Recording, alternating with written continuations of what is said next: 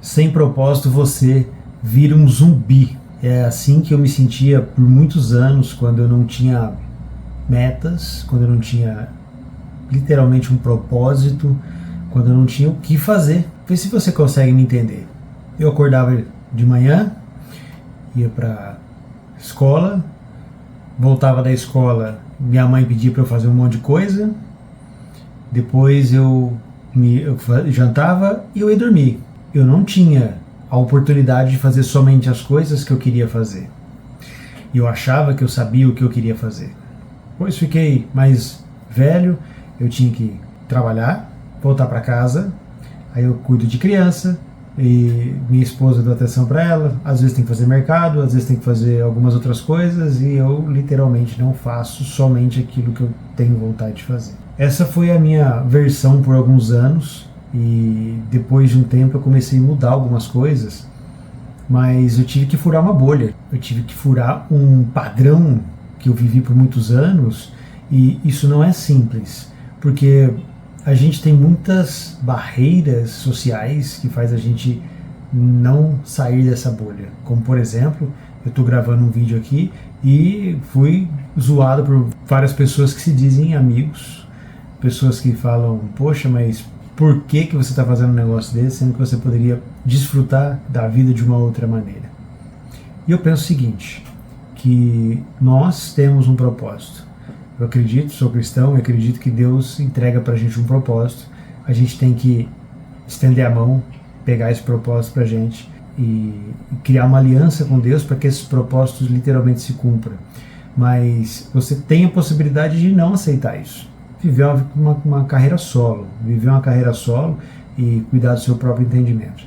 Porém, tudo tem suas consequências, tanto boas, tanto ruins. E eu preferi tocar esse caminho, assumindo um propósito e andando junto com Deus. Algumas pessoas acham que estão no propósito, mas elas estão indo para o caminho oposto. Como descobrir o meu propósito?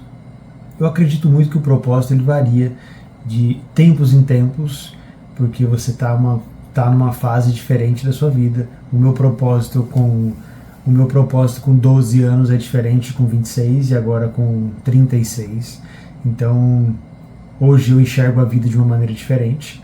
Porém, nada impede que eu faça adaptações. Essas adaptações é o que vai fazer o meu propósito se cumprir lá na frente. Porque eu sinto que eu estou num caminho certo, porque eu caminho com Deus, faço minhas orações, peço para que Ele me ajude e a comunicação e o processo todo é feito na minha concepção, de acordo com aquilo que Deus me entrega.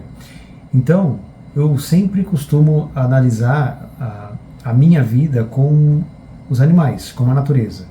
Eu acredito que nós somos influenciados por muita coisa na sociedade e essas influências atrapalham o nosso desenvolvimento, atrapalham a gente enxergar o nosso propósito, e isso faz com que a gente fique rodando em círculos e não tenha literalmente um rumo para seguir, um propósito.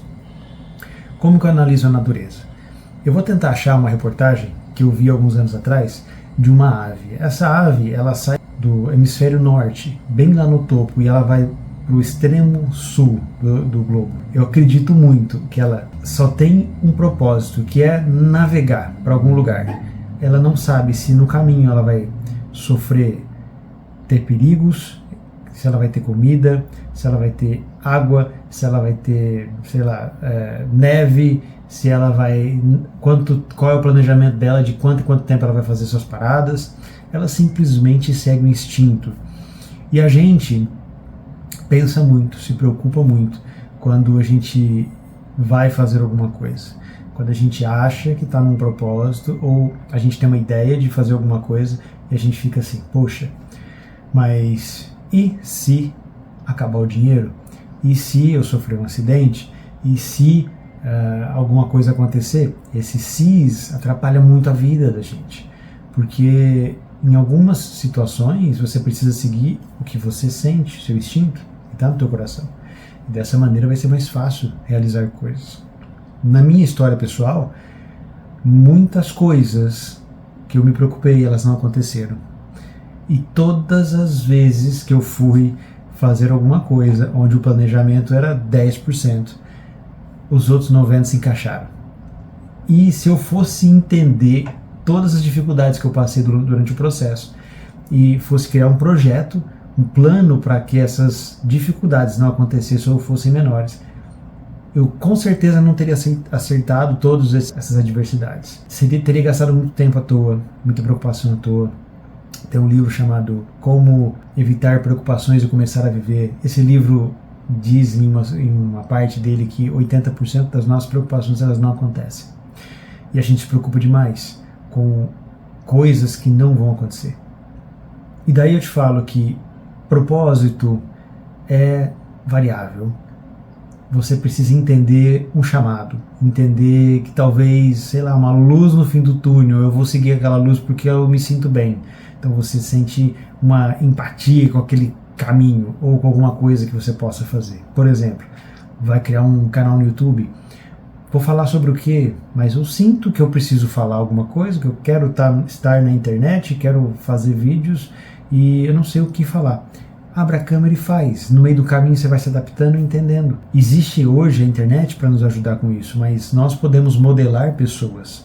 E é muito mais fácil entender que existe uma pessoa que já faz aquilo que você quer fazer, mas não sabe como. E você pode entender que olhar a vida de 10 pessoas, por exemplo, e entender qual caminho você quer seguir é o mais fácil, porque todos eles já erraram e a maioria deles já colocaram isso à disposição na internet. Então é muito mais fácil a gente entender como essas coisas funcionam através do erro dos outros. Dessa forma, a gente consegue criar alguns parâmetros. Por exemplo, eu acredito que na busca do propósito, buscar a sua melhor versão todos os dias faz parte da busca pelo propósito. Como que eu faço isso? Eu procuro ser melhor 1% a cada dia. É um papo bem de coach, mas melhorar a sua capacidade todos os dias. Imagina daqui 10 anos, cara. Imagina daqui 20 anos. Todas as coisas que você fez de bom na sua vida. Como que isso vai abrir uma curva? Imagina um gráfico. O gráfico ele começa uma pequena inclinação, mas lá na frente é uma curva gigante. Vou te dar um exemplo. Eu fui considerado já o pior aluno da escola. Não foi da sala, da escola. Por quê? Porque eu estava num ambiente errado, com pessoas erradas. Eu fui morar nos Estados Unidos e em 6 meses eu estava falando inglês e eu era um dos melhores da sala. Por quê? Me levaram para uma biblioteca e falaram, poxa, aqui você tem tudo que você... todas as variedades de livros, por exemplo. Escolhe um que você gosta, vai ler que você vai fazer uma apresentação sobre isso. Na hora eu fiquei um pouco com medo, ainda mais tinha que falar inglês, mas eu achei um livro que eu gostava. Ninguém tinha mandado eu ler Machado de Assis. Cara, eu fui ler instalação de som, cara. E isso, trabalhos manuais, me despertou e eu comecei a ficar um nerd em relação à leitura. Comecei a ler um livro, em 2 meses eu li um livro, depois eu passei para um mês e eu, desde 2001, eu leio um livro por mês. Teve um ano que eu fiz um programa do Pablo Marçal, tive que ler 53 no ano. Então, somando todos esses livros, eu acredito que eu tenha lido por volta de 380 livros aproximadamente. Alguns no Kindle e tudo mais, mas o que eu quero dizer para você é o seguinte, por mais que eu era improvável de ser um leitor no passado, hoje eu sou muito acima da média em relação à leitura. Mas eu nunca acreditei que eu fosse ser um bom leitor, porque eu só lia coisas que eu não gostava, que pediam para eu fazer. Eu fui acreditando na minha intuição, fui pegando um livro aqui, outro livro ali, mesmo que aqueles livros eles não fizessem sentido. Aqueles livros, naquele momento, eles não diziam para mim assim, poxa, você vai ser um empresário no futuro, então dedica teu tempo aqui na leitura desses livros para que no futuro você tenha alguma coisa interessante e produtiva. Não, eu só lia o que eu gostava, o que eu sentia que deveria ler. E hoje eu tenho uma bagagem muito grande. Você lembra de tudo, Bruno? Negativo. Acredito que nem 10% de cada livro. Mas se eu lembro de 1% desses 380 livros, imagina só, cara, que são histórias e situações contadas e provadas por muitas pessoas que hoje eu tenho uma pitada de informação que eu não teria se não tivesse começado. Então, a busca pelo propósito ela é adaptável, ela é um processo diário. Você precisa somente ter 1% por dia. Muitas pessoas vivem no automático. Foi o que eu falei no começo do vídeo. As pessoas, elas sobrevivem, elas não vivem, elas sobrevivem. Eu enxergo como a natureza. Tem uma passagem de Jesus que diz o seguinte: quem de vocês ficam aflitos e não sabe que o Pai sabe de tudo que você precisa? Então, se você é cristão, se você caminha com Deus e tem preocupações com o que pode acontecer, calma, vai com calma, Deus está cuidando disso. E o mais importante disso tudo é agir com urgência, porque a vida passa muito rápido. Hoje, com 36 anos, eu faço pequenas reflexões que tá me dando um pouquinho de crise de idade.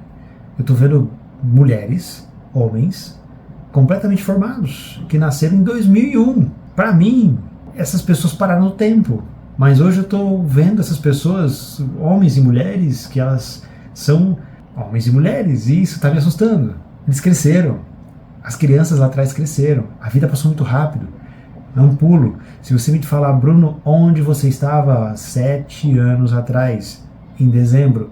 Não lembro. Foi um mês descartável, talvez. Que se eu tivesse feito alguma coisa para o meu propósito ou para o meu futuro, que eu entenderia que talvez eu poderia usar, eu teria aproveitado muito mais.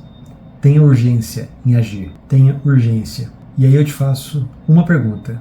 Qual é o seu propósito? Por que que você está aqui?